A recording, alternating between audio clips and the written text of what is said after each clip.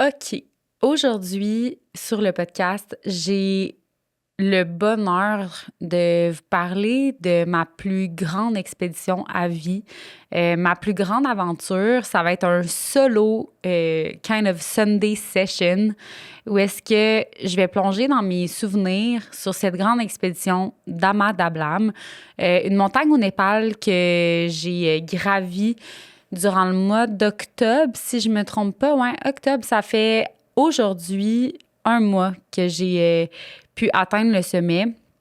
Puis c'est drôle pour moi de faire un épisode où est-ce que je m'adresse toute seule à la caméra, toute seule au micro, puis que je fais juste comme vous raconter en profondeur c'est quoi réellement de partir seule en montagne, risquer un échec, définitivement, parce que Ama Dablam, pour ceux qui ne le savent pas, c'est la montagne, une des montagnes les plus techniques au Népal. C'est une montagne de 6812 mètres d'altitude.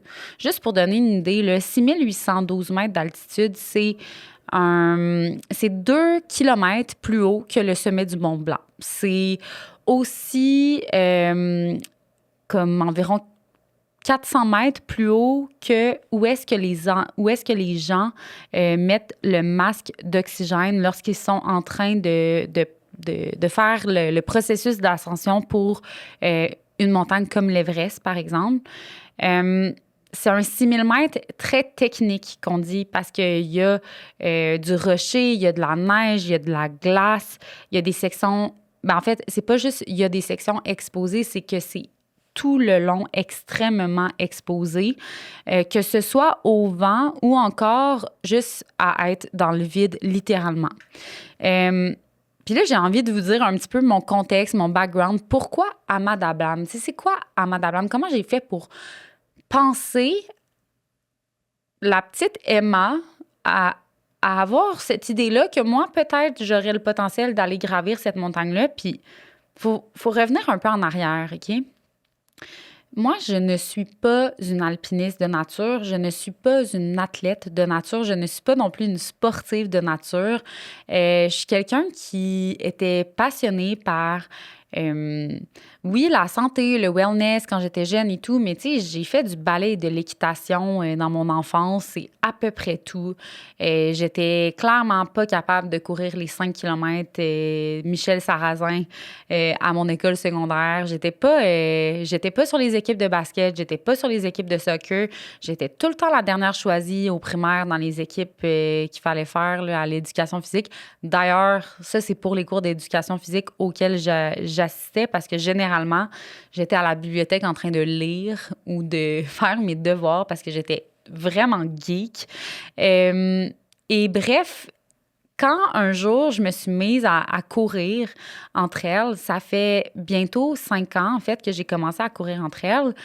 Euh, J'aimais ça, mais je trouvais qu'il me manquait un petit volet, genre, de découverte. Pas qu'il me manquait de difficulté, mais j'avais envie de pousser ça un petit peu plus loin. Puis, je me rappelle avoir appelé François-Guy Thivierge, qui est un alpiniste bien connu au Québec, en janvier. Tu sais, vous savez, les résolutions en début janvier qu'on se donne. Puis moi, je m'étais donné la résolution de pousser ça plus loin, sans savoir nécessairement vers où j'allais pousser ça. Puis, j'ai appelé François-Guy en lui disant, François, je fais de la course entre elles, j'adore ça, mais j'ai envie de pousser ça plus loin. C'est là qu'il m'a dit, Emma, il faut absolument que tu te mettes dans le monde de l'alpinisme. Là, j'étais comme, c'est quoi ça, l'alpinisme? Il dit, ben, tu sais, les crampons, les piolets, les casques, aller vraiment en milieu alpin. Puis j'étais comme, c'est beau tout ça, mais dans les faits, ça n'arrivera jamais. J'ai genre le vertige. Je suis clairement pas cette personne-là que tu crois que je suis. Mais là, il m'a parlé d'une montagne, puis il était comme, tu pourrais aller dans les montagnes au Chili, puis en Argentine. Puis ça, j'en reparlerai dans un autre podcast, mais il dit, tu pourrais aller au Chili ou en Argentine, puis là, tu pourrais, genre, courir en haute altitude. Puis là, j'étais, wow, courir en haute altitude, ça doit être facile. Puis il était comme, oui, t'es capable, tu peux le faire. Après un petit peu de recul, je vous confirme que j'ai essayé de courir en haute altitude. C'est très, très, très difficile, puis c'est pas aussi facile que François le disait. Mais bref, il a comme semé cette graine-là dans ma tête, puis c'est là que j'ai commencé à regarder les projets de haute altitude et de haute montagne parce qu'il m'a comme dit que c'était possible pour moi puis que je serais capable de le faire. Puis là, j'ai commencé à rêver aussi au Mont-Blanc. J'ai rêvé à Aconcagua, j'ai rêvé aux Seven Summits, j'ai rêvé aux montagnes du Népal, j'ai rêvé à l'Everest. Bref, ça, c'était il y a 2 ans. Il y a 1 an, en janvier, je me retrouvais sur la montagne Ojos del Salado, qui est le plus haut volcan au monde. J'étais accompagnée de Charles Page, de Maxime, de Louis James et surtout de Xavier Ladouceur. Xavier et moi, on se lançait tous les deux dans cette ascension-là, cette montagne-là, un peu comme 2 greens, là. Tu sais, 2 personnes qui n'avaient pas encore d'expérience en aussi haute altitude. C'était pas une montagne technique, mais c'était très difficile. Il allait annoncer vraiment froid, puis tout ça. Puis on a réussi cette ascension-là ensemble, genre littéralement main dans la main. On s'est supporté tout le long de cette ascension-là. Puis je me rappelle que on passait beaucoup de temps ensemble à comme se questionner, remettre des choses en perspective. Puis on regardait dans notre journal, moi j'écrivais mes rêves dans mon journal, puis on écrivait les siens aussi. Puis là, à un moment donné, j'ai comme... Tu sais, je disais à Xavier, toi, c'est quoi tes rêves cette année? C'est quoi tes rêves pour le futur? Puis tout ça. Puis il me dit, je rêve qu'ensemble, on aille faire Amadablam. Puis finalement, c'est là que lui, il m'a dit comme le mot Amadablam. Puis j'étais comme, c'est quoi Amadablam? Puis c'est grâce à lui, en fait, que j'ai eu ce rêve-là de moi aussi aller gravir cette montagne-là. On s'est retrouvés finalement au Népal, là, disclaimer. Ben pas disclaimer, mais tu sais, comme pour votre info, finalement, l'ascension, on l'a pas fait ensemble, mais reste que on a comme rêver à cette montagne-là ensemble. Xavier, je suis certaine que tu vas aller réussir cette montagne-là très bientôt. J'ai aucun doute que tu vas y arriver. Mais tout ça pour dire que là, j'ai commencé à me renseigner sur cette montagne-là. Et puis là, je voyais les photos. Si jamais vous avez votre ordinateur devant vous, là, googlez Camp 2 Amadablam. Vous allez voir ce que je veux dire, là. C'est une montagne extrêmement technique. Puis même quand tu dors dans les camps, camp 1, camp 2, camp 3, il faut quasiment rester attaché avec notre harnais tellement c'est steep puis c'est exposé. Tu sors de ta tente puis tu peux littéralement glisser puis te retrouver je sais pas combien de centaines de mètres plus bas, mais voilà. Fait que j'avais ce rêve-là. Je pensais pas réellement que j'allais y aller, surtout pas toute seule, mais j'étais pas non plus prête à abandonner ce rêve-là parce qu'il s'inscrivait aussi dans un plus grand rêve. Ça, je vais en parler un petit peu plus tard. Puis peut-être qu'au moment où le podcast va sortir, je vais l'avoir déjà annoncé, mais je pense pas que ça va arriver. Mais il y a une grande annonce qui va arriver éventuellement. Puis je rêve de faire une très haute montagne en 2026. Puis en préparation de cette montagne-là, pour moi, c'était important d'aller chercher le plus de compétences complémentaires qui me manquaient, de la technicité, toujours valider aussi que je me sentais confortable en très haute altitude et ce, même sans oxygène. Aussi, commencer à voir c'est quoi le Népal, c'est quoi être avec une compagnie népalaise, puis pas nécessairement avoir un niveau de conversation super fluide avec nos Sherpas, se retrouver seul aussi en montagne, parce que des fois, la solitude, c'est comme quelque chose qu'on néglige, puis c'est probablement ce qui est le plus difficile dans des expéditions comme ça en alpinisme. Honnêtement, j'aimerais vraiment ça, pouvoir faire ça avec d'autres partenaires de montagne, mais c'est tellement difficile comme concilier les bonnes dates, avoir les mêmes projets de montagne, avoir la même façon de voir là, un processus d'ascension aussi, parce qu'il y a plusieurs types de personnes différentes, plusieurs types d'ego différents sur la montagne. Bref, c'est quand même vraiment pas facile. Donc, ce que j'anticipe le plus, c'est comme la solitude. Bref, je voulais vivre cette expérience-là en préparation à cet autre gros projet que j'ai pour 2026, qui sera probablement mon seul projet de l'année 2026. Puis, Ben là, l'idée, c'est que j'avais déjà, là, c'est quand même fun, là. J'avais déjà confirmé que j'allais aller faire Amanda Blam entre une planification stratégique au travail et un départ parce que au travail, chez RGP Gros Financier, on fêtait nos 30 ans, toute l'équipe à Cancun. Donc, il fallait que je trouve une période où est-ce que pendant 3 semaines et demie, quasiment un mois, j'étais disponible sans meeting en personne puis que je pouvais me permettre de partir au Népal. J'ai parlé à une compagnie d'expédition qui s'appelle AGA Adventure. La compagnie d'expédition, c'est une compagnie familiale avec Gelji Sherpa, qui est comme un Népalais extraordinaire avec une grande réputation au Népal, des skills fous.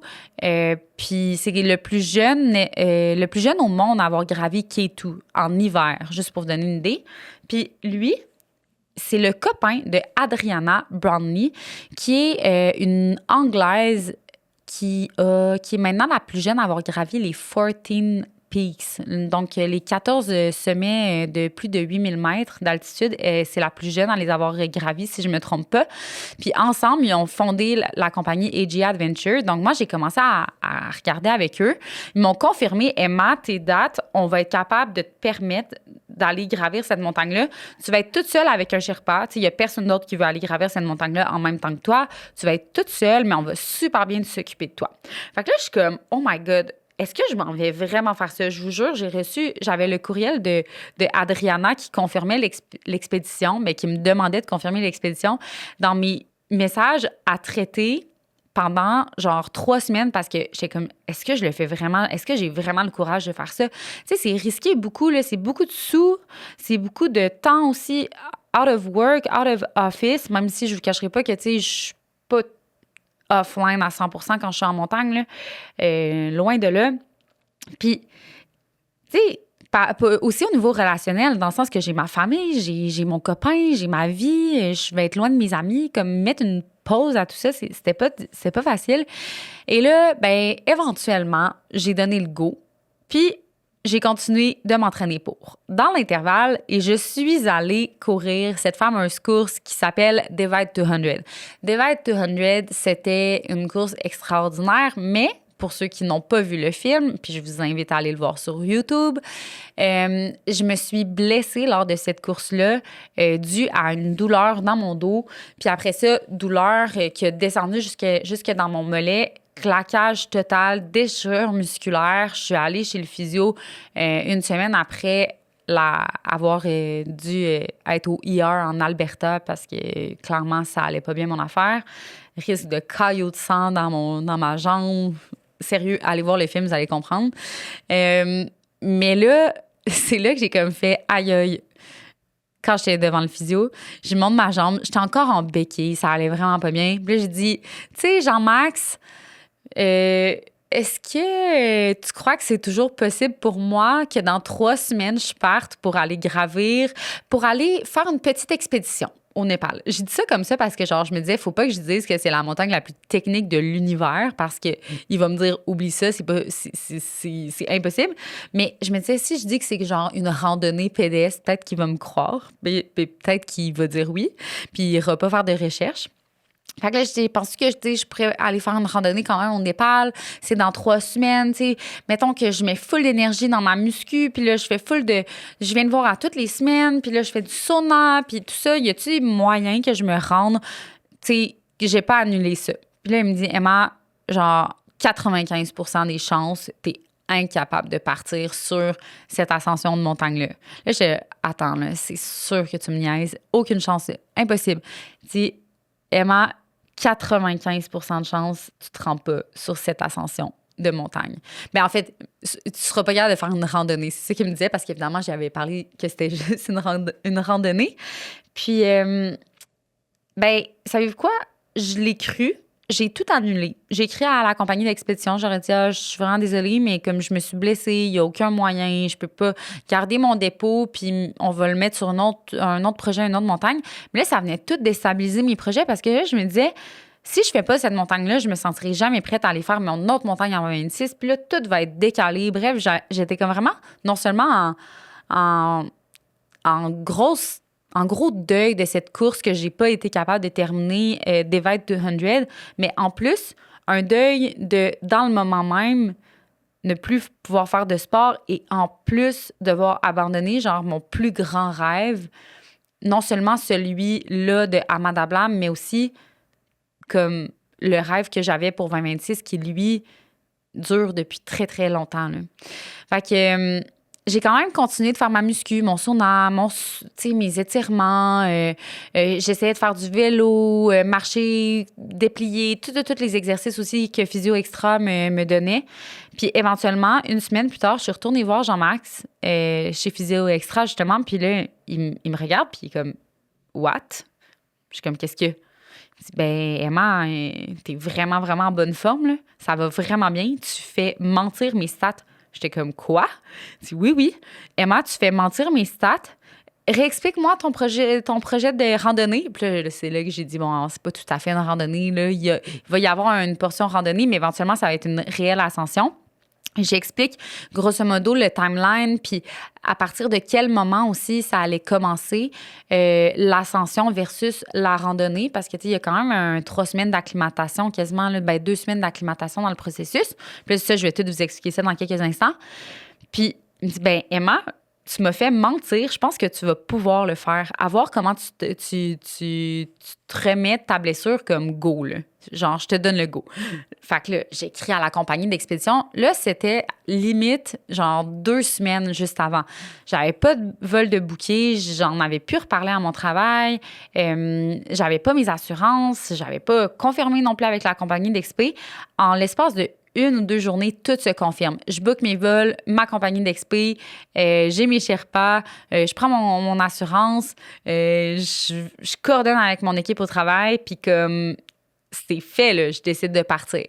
Fait que c'était vraiment une bonne nouvelle. C'était aussi très stressant parce que là, je me disais, est-ce que c'est un signe de la vie que je puisse y aller ou est-ce que au final, tu sais, je fais juste comme pousser ma luck un peu trop loin, là. Tu sais, c'est là où est-ce que je me pose toujours la question entre ambition, lucidité.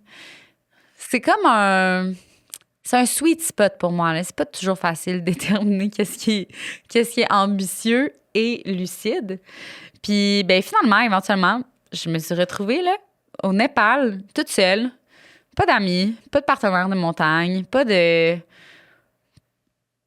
trop de personnes à qui parler, puis pas non plus de personnes à qui je pouvais confier mes sources d'insécurité. Par contre, j'avais tellement un craving d'aller sur cette montagne-là. Tu sais, c'est comme si le fait que j'avais dû tout annuler et finalement, j'avais eu le choix de comme, non, tu peux peut-être y aller. Ça m'a fait confirmer à quel point je voulais y aller puis pourquoi je voulais y aller. C'était comme, wow. Puis la logique, en fait, pour une expédition comme Amanda Blam au Népal, c'est la suivante. On commence par un processus d'acclimatation pour que notre corps s'habitue tranquillement à la haute altitude puis qu'on devienne confortable littéralement à 4500, 5000 mètres d'altitude. Tu sais, que ça devienne ça notre baseline, OK? Au Népal, comment on fait l'acclimatation? C'est en faisant souvent du trekking. Donc, à la place de faire des rotations sur une seule montagne puis de passer du base camp au camp 1, au camp 2, redescendre au camp 1, redescendre au base camp, dormir, tu sais, et compagnie. Mais là, l'objectif, c'était, je vais d'abord faire le trek du Everest Base Camp.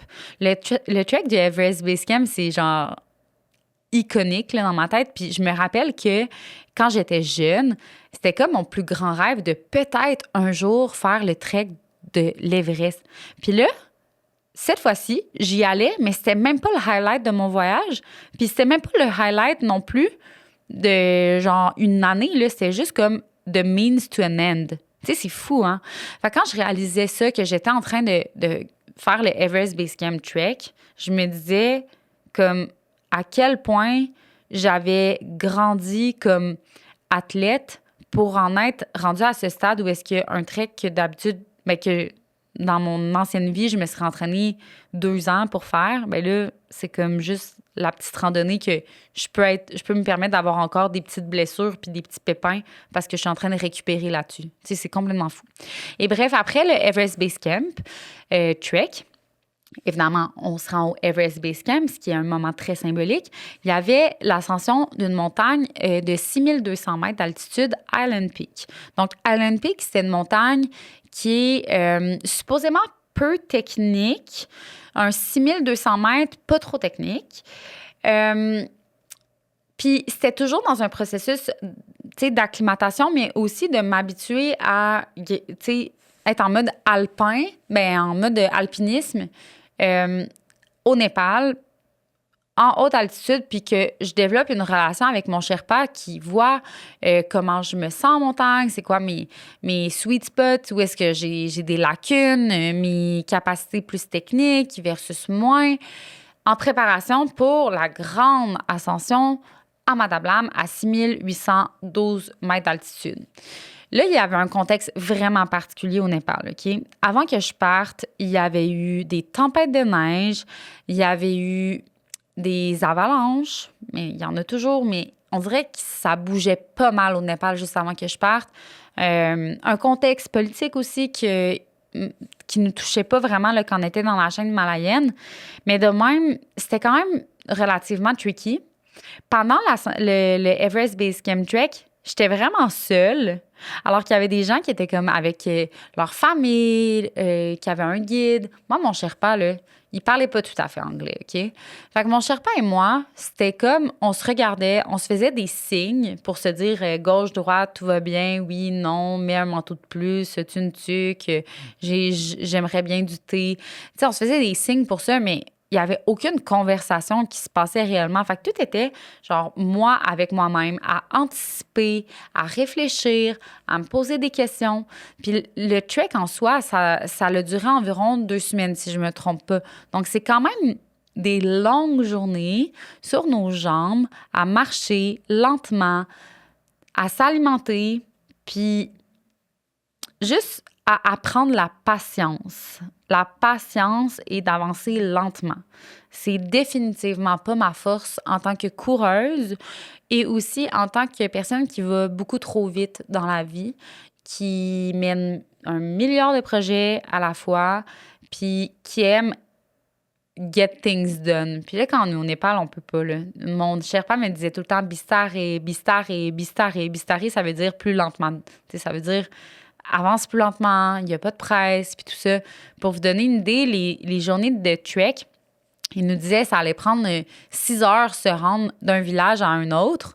Puis, dans les faits, ça me prenait tout le temps, genre, la moitié du temps, genre 3 heures pour faire cette même distance-là.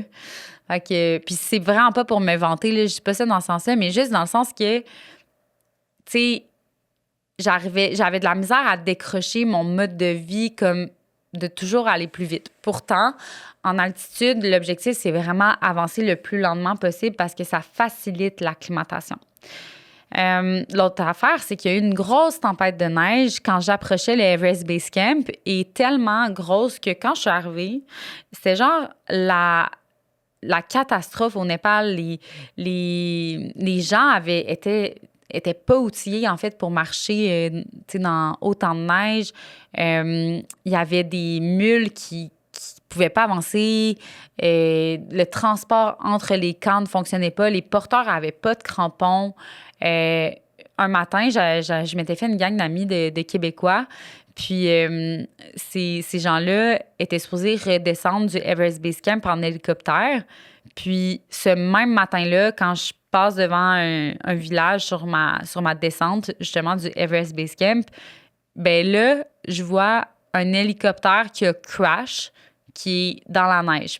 Évidemment, j'ai tenté de poser des questions à mon Sherpa, mais mon Sherpa ne comprenait rien de mes questions, fait qu'il n'a pas été capable de me dire. Il m'a juste dit « good, good ». J'étais comme « mais non, mais doesn't seem good, là. Il y a un hélico crash en face de nous. Est-ce que c'est normal? » Puis là, après ça, tu sais, j'ai été capable de faire des recherches, puis j'ai vu que c'est le matin même, les hélicoptères qui avaient beaucoup de mal à voler. Bref, c'est une situation quand même intense.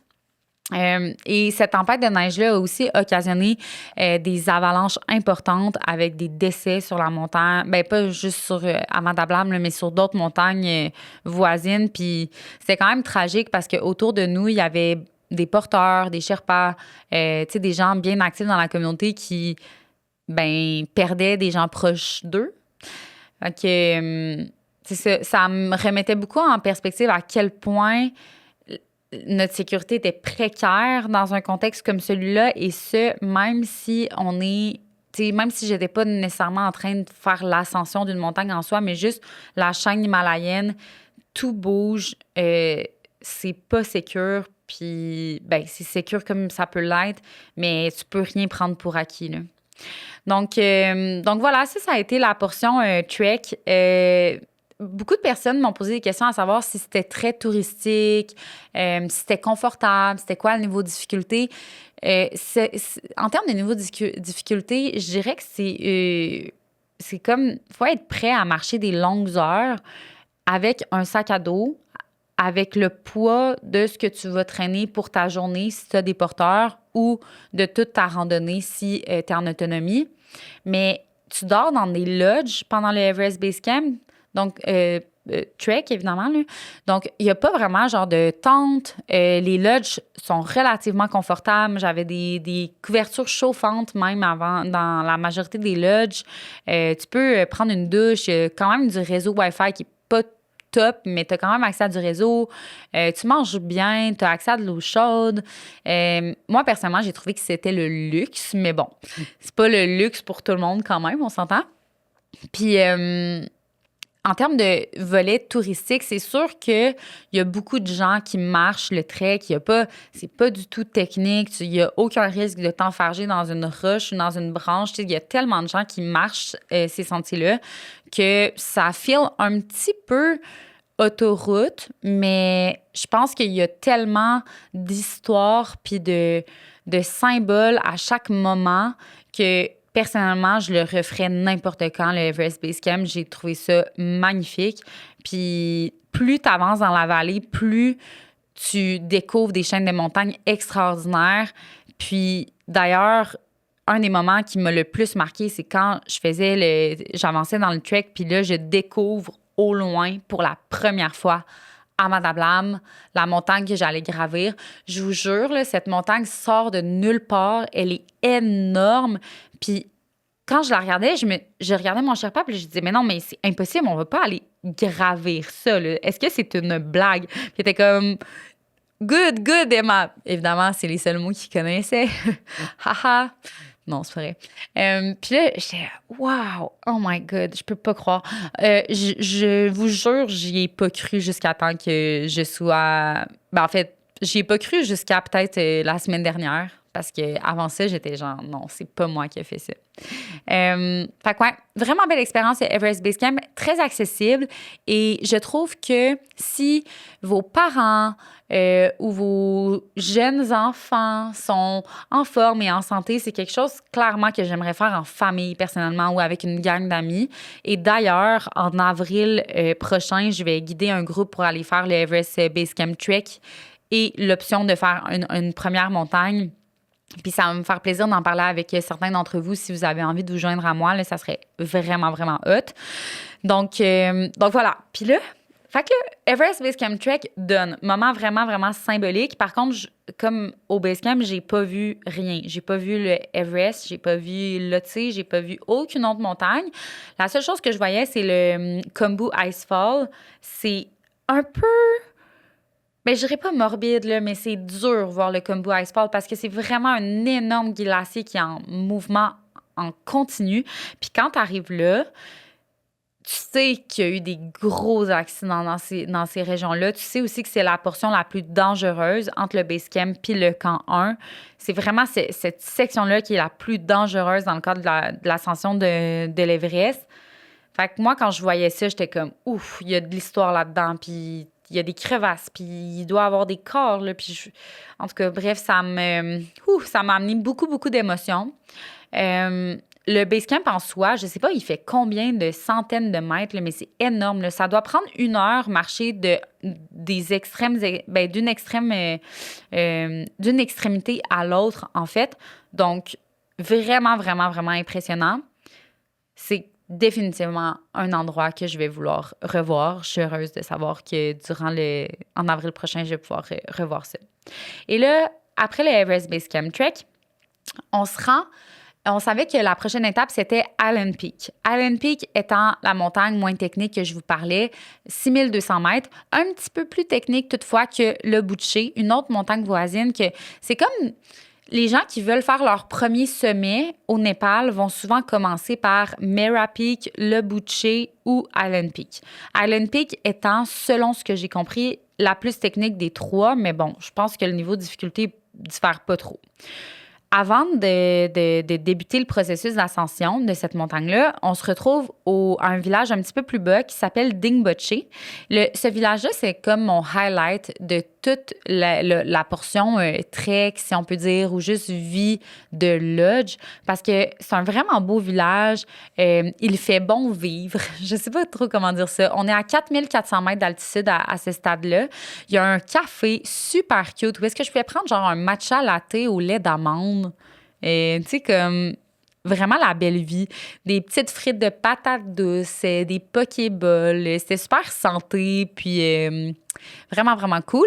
Puis ils projettaient des films aussi en après-midi, puis c'était très cosy là, avec du chauffage. Je dois vous avouer que le chauffage là-bas, c'est comme quelque chose qui est très, très, très réconfortant parce que imaginez pendant comme 15 jours être dans le froid, puis même si tu prends une douche, l'eau est froide quand même, ou tu sors de la douche, puis comme t'es frigorifié, avoir accès à un petit café cosy où est-ce que tu peux te réchauffer, c'est comme vraiment hot. Puis là, on a décidé d'attendre à Dingboche, en fait, parce que il s'est mis, comme je le disais, à avoir, tu sais, il y avait la tempête de neige ongoing, et donc, il allait avoir beaucoup trop de neige sur Island Peak pour tenter l'ascension à ce moment-là. Peut-être que ça aurait été possible, mais avec mes Sherpas, on a décidé d'attendre à ce que, avec les autres équipes, tout le monde s'entende pour dire, OK, ben cette journée-là, la météo semble bonne, on va tous y aller. Tu sais, il y en a qui... Ce que je trouve cool, en fait, au Népal, c'est que les Sherpas se parlaient entre eux, toutes les équipes, puis étaient comme...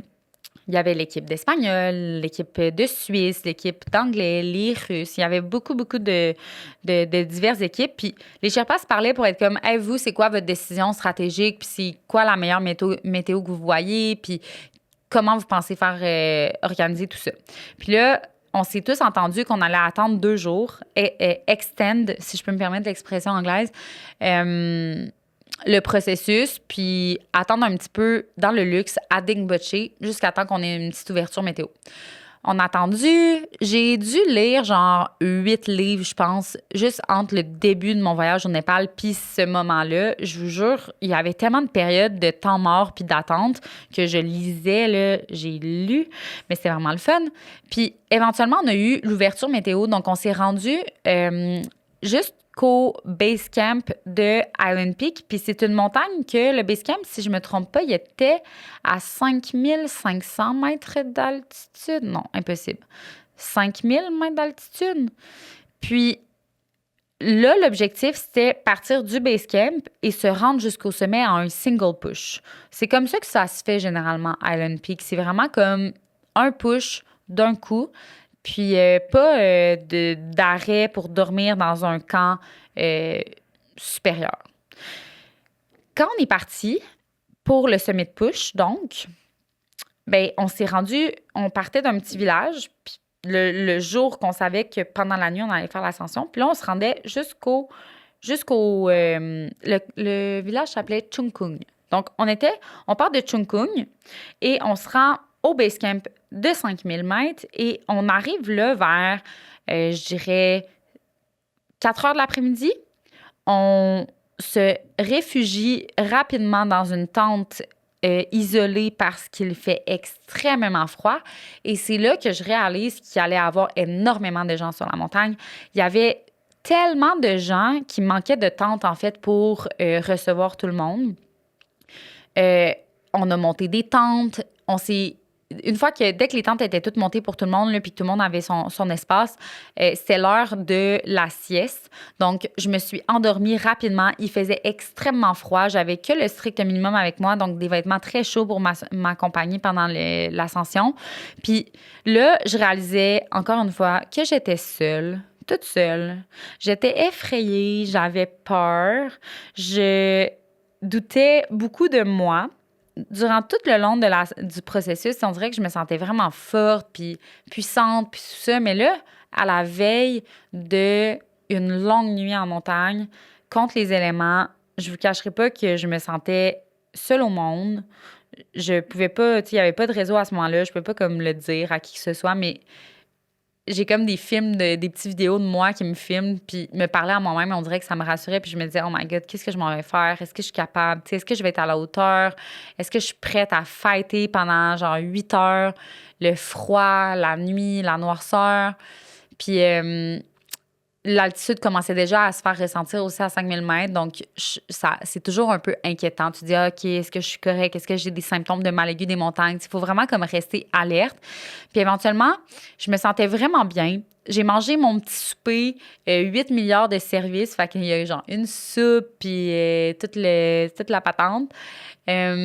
Une soupe, riz, curry, ils reviennent te servir trois tasses de riz, une autre soupe, là, le dessert, là, du popcorn. Bref, il va vraiment s'assurer que tu manges bien, puis c'est super important en haute altitude. Là, je vous dis, je mange comme une folle là, quand je suis en expédition comme ça.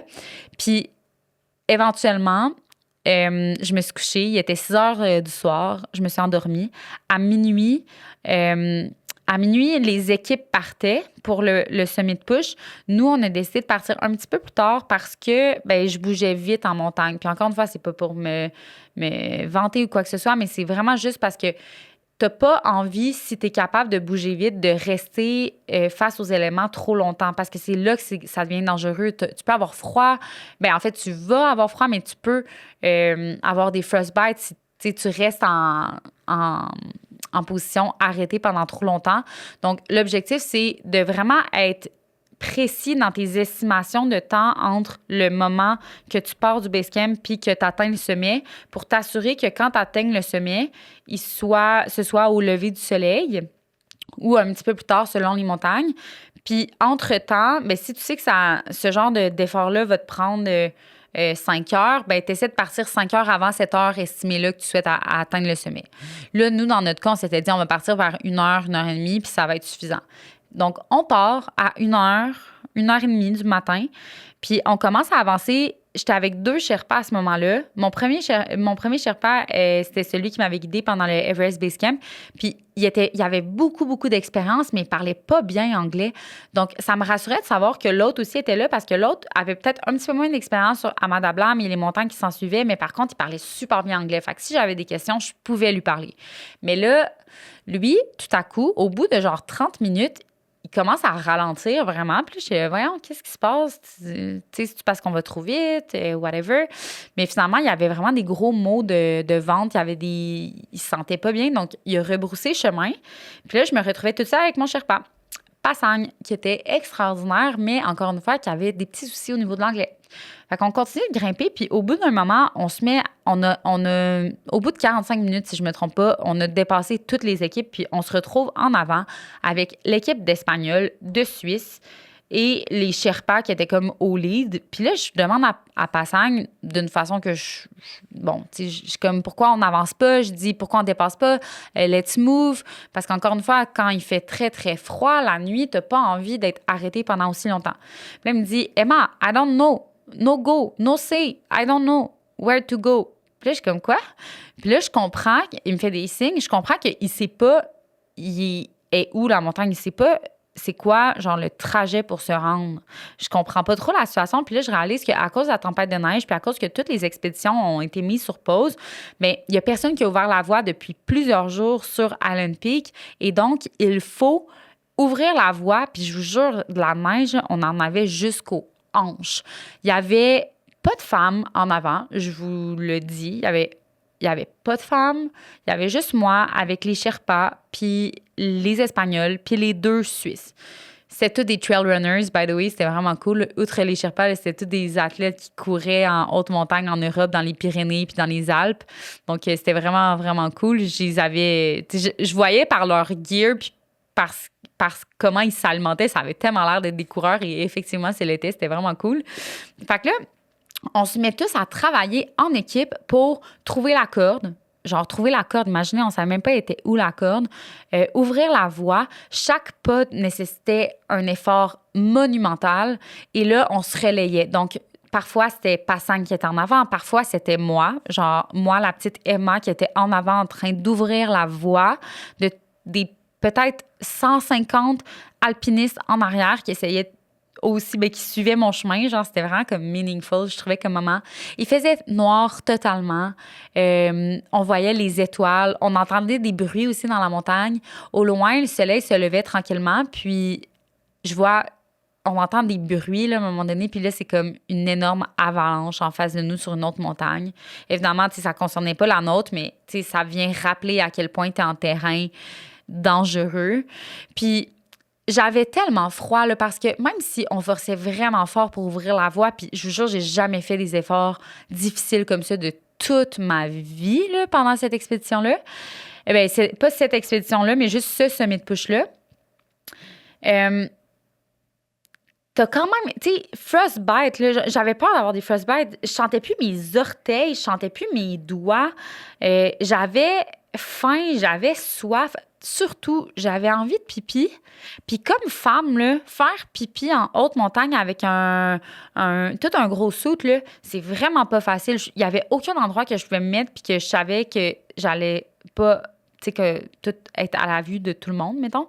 Fait qu'il a fallu que j'attende une espèce de grotte, là, pas une grotte, mais il y avait un genre de Serax, en fait, là, très sécuritaire. On a pris une petite pause là. Pendant que les gars, ils prenaient leur collation, moi, je me suis mis juste derrière eux, puis j'ai pu descendre mes culottes et faire pipi. C'était vraiment super, un beau moment que vous êtes sûrement très content d'entendre sur un podcast, j'imagine. Je sais pas pourquoi je vous raconte ça, mais c'est juste pour dire à quel point, des fois, comme femme, c'est pas facile d'être être en montagne. C'est pas juste comme descendre son zip et bing bang, c'est terminé. Il faut se mettre les fesses à l'air, puis il fait vraiment froid. Puis on poursuit l'ascension, puis finalement, c'est une ascension qui nous a pris, si je me trompe pas, 8 heures atteindre le sommet, alors que, tu sais, dans des conditions optimales, ça aurait pu prendre un 5-6 heures facilement. Là, ça nous a pris 8 heures de push continu pour finalement atteindre le sommet.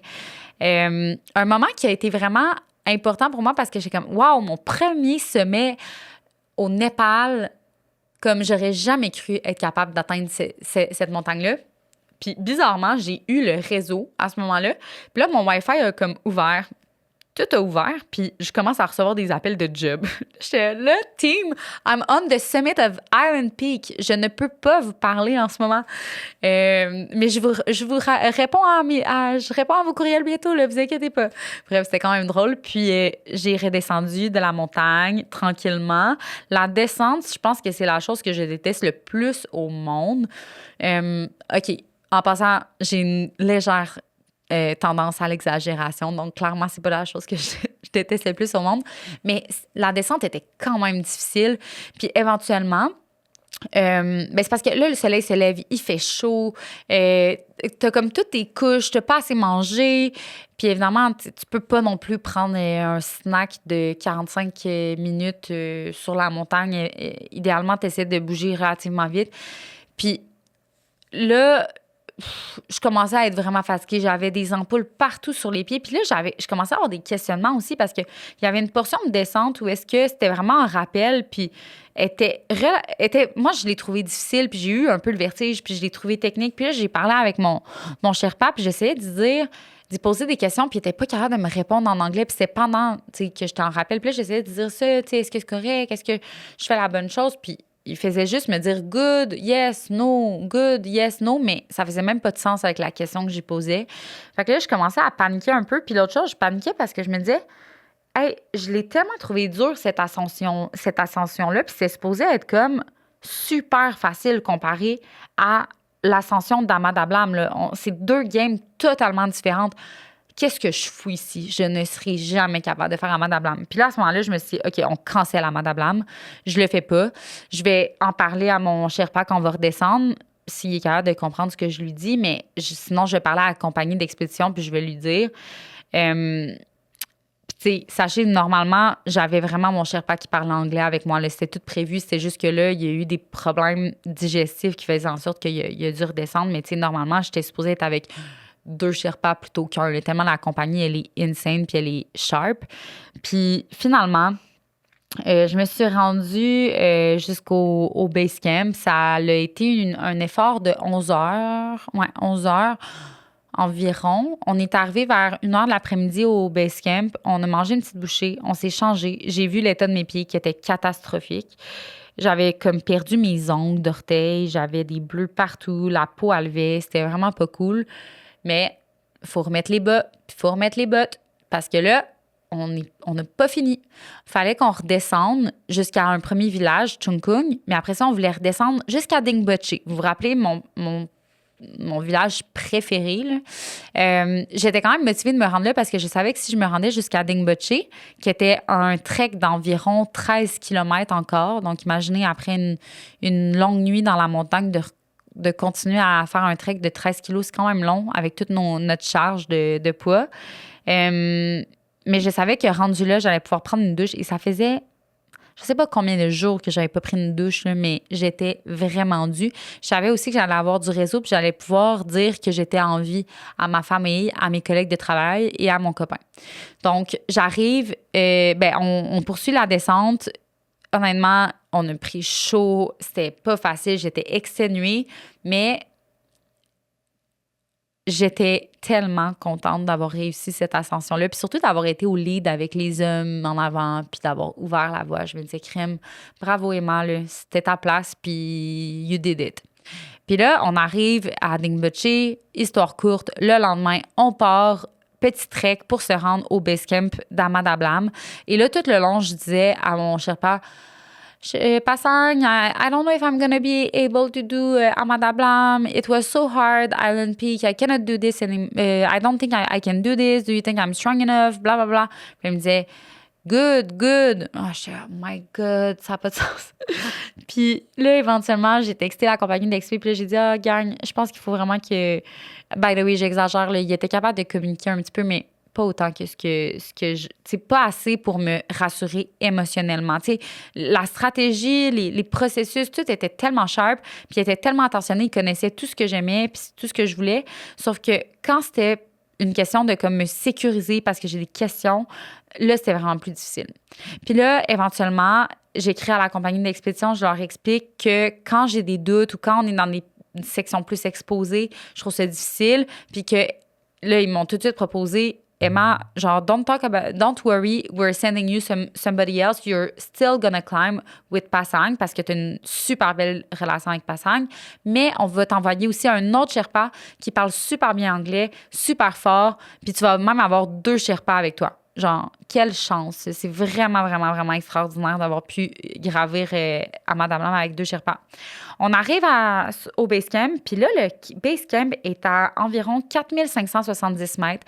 C'est un village. Ça semblait, c'était comme dans ma tête, ce que le Everest Base Camp aurait ressemblé s'il y avait eu des gens qui étaient en train de gravir la montagne à cette période-là. Mais sachez que la période d'ouverture, là, c'est juste en avril et en mai.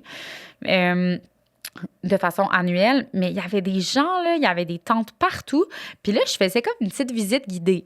Il y avait un café, une tente médicale, la tente de la cuisine, la tente pour manger. Il y avait comme plein d'installations, une tente juste pour les toilettes.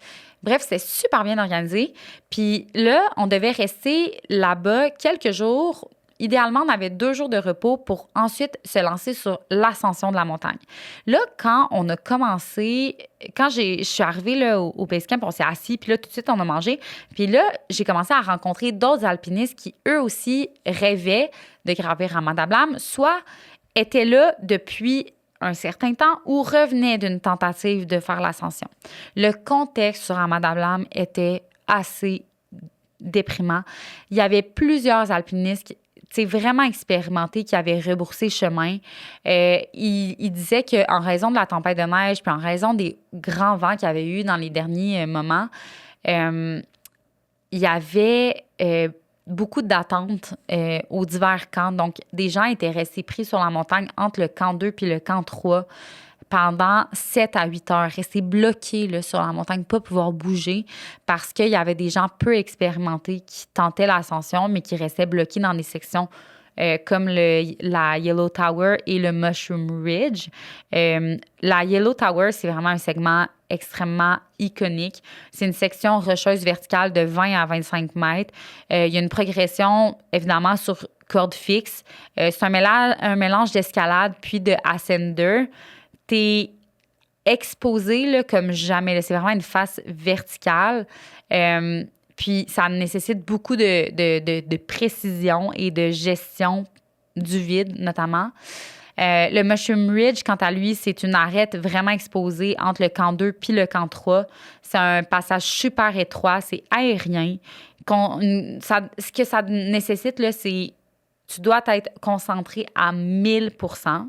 Évidemment, tu as tes crampons, là, ça, c'est sûr, mais c'est vraiment, vraiment, vraiment marquant là, comme passage.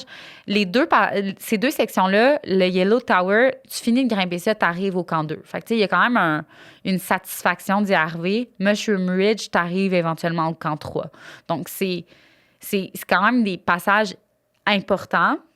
Mais il faut passer au travers. Puis quand il y a des gens qui manquent d'expérience, qui sont en train de tenter de gravir ça, puis qu'il y a beaucoup de personnes sur la montagne en même temps, bien, ça crée de l'attente interminable. Et là, on parle de 7 à 8 heures. Là, ça fait aucun sens.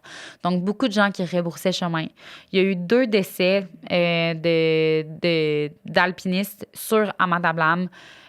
Pendant que j'étais là, ben en fait, j'arrivais au base camp, là, mais genre dans les jours qui précédaient. Il y avait eu des grands vents. Encore une fois, il y a eu les avalanches mortelles juste à côté. C'était comme difficile, là, parce que c'est pas une montagne qui est gagnée d'avance. Des gens qui ont full d'expérience, qui n'avaient pas été capables de réussir leur ascension, puis d'autres qui attendaient pendant vraiment longtemps pour se rendre, pour débuter, en fait, le processus d'ascension. Parce que ce qui se passe, c'est que quand tu arrives au base camp, ça veut pas dire que le lendemain, tu y vas. Tu sais, nous, on s'était dit, on prenait 2 jours de repos. Mais si la météo, elle avait été mauvaise dans 2 jours, puis qu'elle avait été bonne le lendemain, on serait parti le lendemain pour le processus d'ascension. Dans le sens que c'est pas toi qui as le contrôle sur tes rest days, puis à quel moment ton fitness va être optimal pour gravir la montagne, là, c'est pas du tout ça.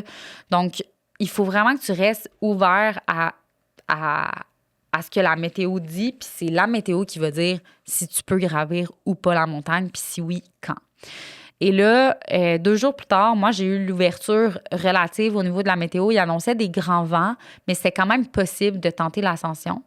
Donc, on est parti du base camp jusqu'au camp 1, la première journée. Initialement, j'avais eu une ambition de faire le processus d'ascension de façon plus rapide. Je me disais, on va faire base camp jusqu'au sommet and back, là, tu sais, des niaiseries comme ça. Mais rapidement, je me suis rendu compte que moi, mon objectif, là, c'est de me rendre, si possible, au sommet, là, mais d'avancer puis de me sentir bien tout le long et de profiter de chaque instant, d'avoir du plaisir, de pas être dans le dur. Je voulais être au meilleur de moi-même, le plus lucide possible. Puis ça impliquait de ne pas faire de niaiseries comme gravir trop rapidement entre le camp 1 puis le camp 2. Ça impliquait de faire de mon mieux, mais de rester à l'écoute de mes sensations puis de ce que la montagne me disait puis ce que mon intuition me donnait. Donc, j'ai commencé par me rendre jusqu'au camp 1. J'ai dormi là-bas. Au camp 1, j'ai commencé à me sentir un peu moyen. Le camp 1 est à 6000 mètres d'altitude. Donc, entre le base camp et le camp 1, c'est 5 km d'ascension. Il y a beaucoup de trekking. Puis là, à un moment donné, ça devient plus alpin. C'est avec crampons à une certaine partie, là, la section finale. 1300 mètres de dénivelé positif, c'est pas rien quand tu es quand même très chargé. Là, il n'y a plus de porteur à ce stade-là. Tu traînes tes choses dans ton sac à dos. Et moi, je partais pour initialement un processus plus court. Je pensais que ça allait nous prendre moins de temps. Donc, je n'étais pas partie avec ma brosse à dents, pas partie avec mon déodorant, pas partie avec des vêtements de rechange. Le strict minimum pour 24 heures. Ça a été une erreur parce que j'aurais dû savoir que j'allais vouloir prendre le temps qu'il fallait pour garantir le plus possible la réussite de cette ascension-là. Donc, la seule mesures de précaution que j'avais prises en termes de matériel additionnel, là, outre le matériel de base nécessaire, là, qui inclut quand même du matériel médical, médicaments, couverture de survie et tout, c'est que j'avais rajouté mon sleeping bag en plus parce que je m'étais dit, je vais prendre mon sleeping bag pour dormir au camp 1 ou au camp 2 si jamais j'en ai besoin. Mais finalement, c'était évident que j'en avais besoin. J'avais été juste... Disons qu'on n'avait pas suffisamment discuté des détails avec mon équipe à ce moment-là. Donc, j'épargne les détails à ce niveau-là parce que ça vaut vraiment pas la peine de rentrer là-dedans. Là. Mais c'était évident que si j'allais faire un fast-push, les fast-push dans ce type d'ascension-là se font à partir du camp 1 et non du base camp. Donc, juste le fait que j'ai parti du base camp faisait en sorte que c'était impossible que j'allais faire un fast-push en un temps de 24 heures. C'était complètement stupide, puis j'aurais dû le savoir. Puis mon équipe aurait dû me le dire aussi. Ça aurait dû être une discussion qu'on avait de façon conjointe. Là, dès que je suis arrivée au camp 1, j'ai pris la décision. J'étais comme non, on va pas faire un fast-push. Là, finalement, on écoute les sensations. Puis les sensations disent qu'on dort ici. Puis demain, on va partir pour aller au camp 3. Puis c'est après-demain, si la météo nous le permet, qu'on va faire l'ascension. Donc, plutôt que de faire le tout en 24 heures, c'est devenu un projet de 72 heures. Pas de brosse à dents, pas de déo, pas de vêtements de rechange et aussi avec de la nutrition qu'on avait apportée pour seulement 24 heures. Une chance qu'on mange pas beaucoup quand on est rendu si haut puis que tout est gelé parce que sinon, j'aurais sûrement mouru de faim. Mais bon. On dort au camp 1.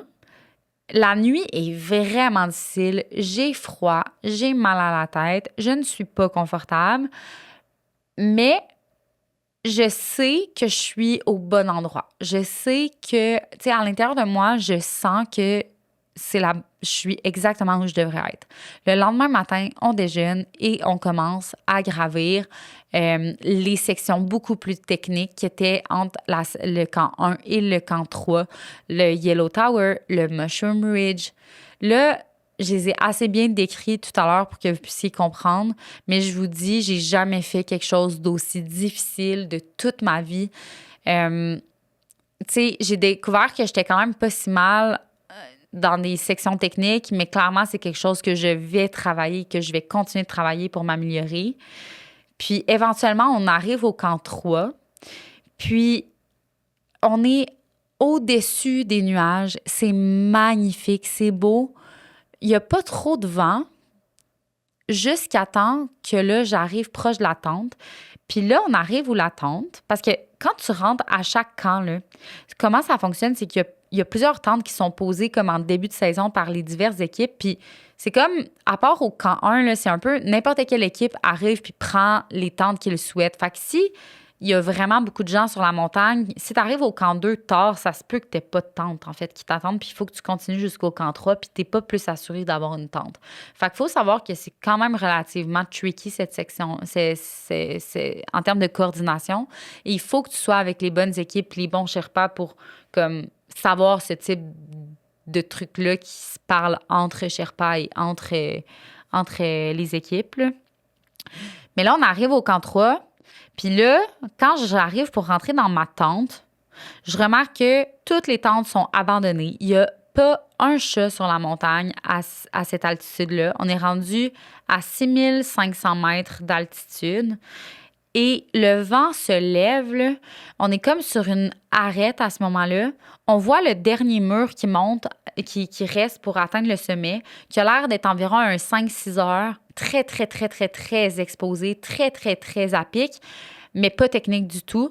Où est-ce que le vent a l'air d'envoyer des rafales, là, aussi, tout aussi que sur la crête. Puis là, j'ai l'impression... Je rentre dans la tente, j'ai l'impression qu'on va s'envoler, là. Mais là, je peux pas le communiquer à mes Sherpas, là, mais j'ai peur, là. Je vous dis, j'ai jamais eu peur comme ça de ma vie.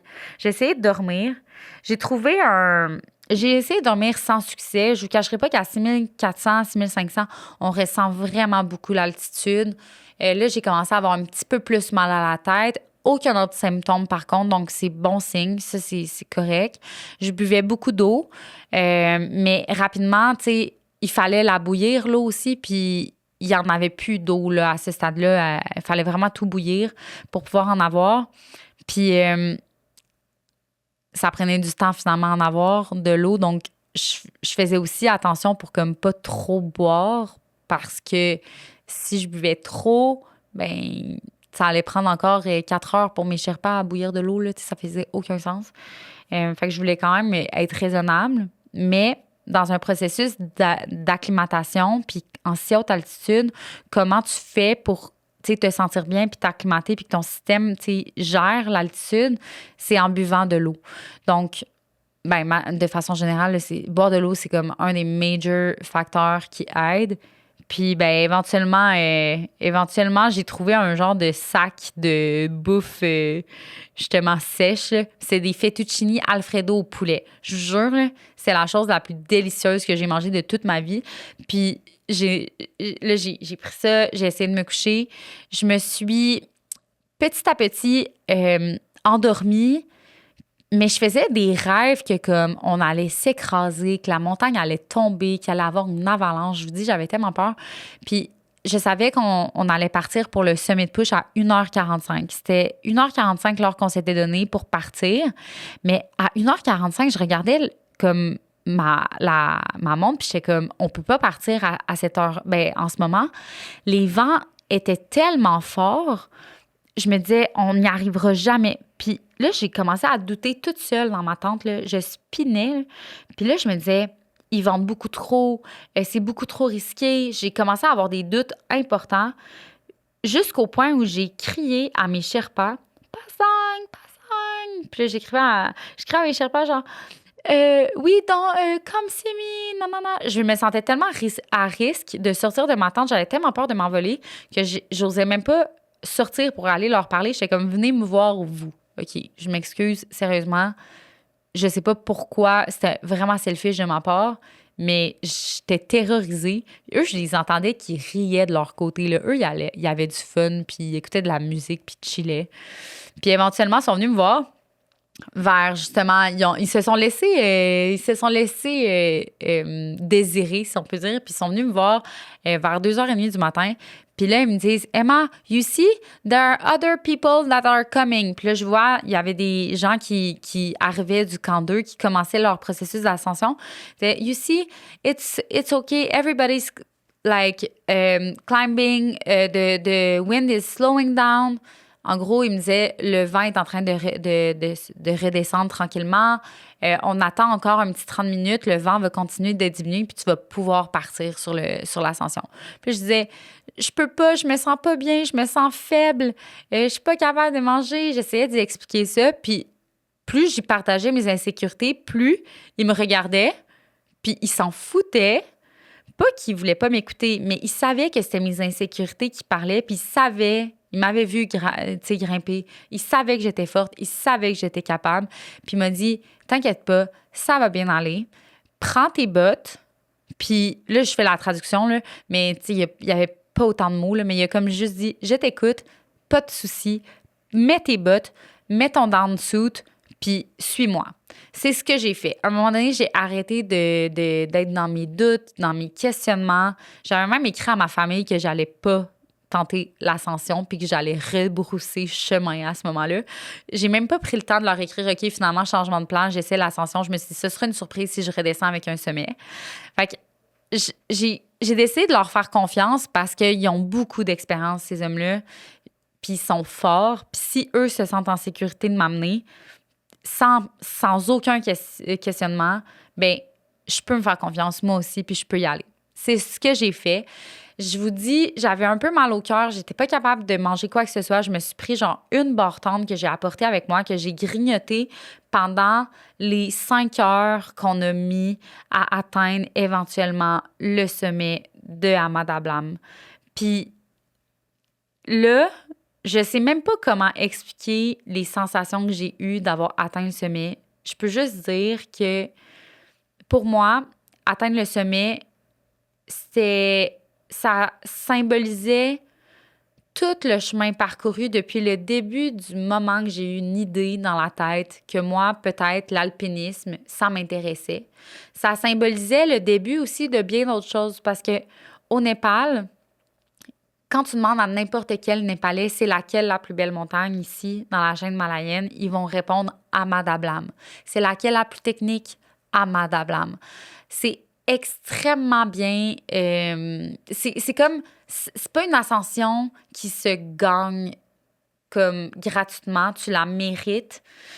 C'est pas juste un trek. C'est vraiment comme le joyau du Népal. Et là, d'avoir été là, sur le sommet, de l'avoir fait, de l'avoir réussi, j'étais comme wow. Comme moi, la petite Emma, t'as réussi ça. Comme, c'est. Il y a tellement de choses que tu peux réaliser à partir de ce moment-ci. Fais-toi confiance, puis continue d'être ambitieuse, puis continue de te donner le moyen de tes ambitions aussi. C'est pas parce que j'ai été capable de faire ça que je suis capable de faire n'importe quelle montagne. Il faut que je continue de travailler fort, mais il y en a tellement d'autres choses que je vais être capable de réaliser. Puis, ben, éventuellement, là, c'est sûr que je suis pas restée, on est resté environ 15-20 minutes sur la montagne, et là, on a débuté le chemin vers la descente parce que la descente, en fait, pour moi, elle faisait partie du gros processus. Il n'y a rien de plus dangereux. Ben non, OK, encore une fois, j'exagère énormément. Mais c'est super difficile de descendre cette montagne-là. Elle est extrêmement exposée. Beaucoup de sections se font en rappel. Moi, c'est pas trop ma tasse de thé. J'avais peur. Il y avait un petit peu d'attente à certains endroits. Donc, tant que j'ai pas été capable de redescendre l'entièreté de la montagne et d'attendre, tu sais, d'arriver en toute sécurité au base camp, pour moi, si j'étais pas en sécurité puis j'avais pas réussi l'expédition. Donc, on a redescendu du sommet jusqu'au base camp cette journée-là. Une journée extrêmement demandante physiquement parce que, ben, j'avais commencé le sommet de push à genre 2 heures du matin, mais tu sais, même avant ça, je considère que l'ascension au total, c'était 72 heures non-stop, là. Puis là, on redescendait de 6800 mètres d'altitude jusqu'à 4600 dans des sections méga techniques. Ça s'est super bien passé finalement. On a été prudents, on a pris notre temps. J'ai fait beaucoup d'apprentissage aussi. T'sais, j'ai vraiment pris le temps d'apprendre des éléments, des techniques ou des façons de faire qui sont probablement propres au Népal, propres à cette montagne-là. Puis, ouais, ça a été probablement ma plus belle expédition à vie de tous les temps parce que je me suis sentie forte tout le long. Je me suis sentie en sécurité malgré des périodes de doute. Je me suis sentie accompagnée malgré le fait que j'étais seule tout le long. Je me suis sentie bien préparée et j'ai senti que j'étais avec les bonnes personnes. J'ai beau faire des blagues, là, que mon Sherpa ne parlait pas bien anglais. Il était tellement attentif. Il a été capable de m'expliquer aux moments les plus importants tout ce que je devais savoir. On a pris les bonnes décisions, partir au bon moment. Puis j'ai fait tous les apprentissages que je souhaitais réaliser. Donc là, je suis revenue au Québec avec les yeux brillants, le cœur rempli de reconnaissance et de gratitude, puis la tête qui me disait, OK, bon, mais là, maintenant, ton projet de 2026, il peut prendre forme, c'est un go, va de l'avant, fais-toi confiance, il arrivera ce qui arrivera, tu te rendras où tu te rendras, mais si tu ne risques pas ce potentiel échec-là de la future montagne que je souhaite faire, ben tu risqueras pas non plus de la réussir, cette montagne-là. Alors voilà, c'est ça, cette belle histoire de Ahmadablam. Une question de se faire confiance, même quand t'as beaucoup de doutes. Puis comme quoi, la lenteur, ça peut aussi être une stratégie de performance. Puis, ouais, pour moi, Ahmadablam, c'est une confirmation, c'est définitivement pas la finalité. Fait que, n'hésitez pas, j'aimerais ça que vous me disiez en commentaire comment vous avez trouvé ce petit Sunday Session. Comment vous trouvez ça que je vous raconte juste moi qui parle lentement, longuement de toute cette aventure. S'il y a des détails qui vous intéressent plus, j'ai essayé de parler ça plus de façon comme un storytelling, une histoire. Mais s'il y a des sujets plus précis qui vous intéressent dans le monde de l'alpinisme, écrivez-moi là en commentaire.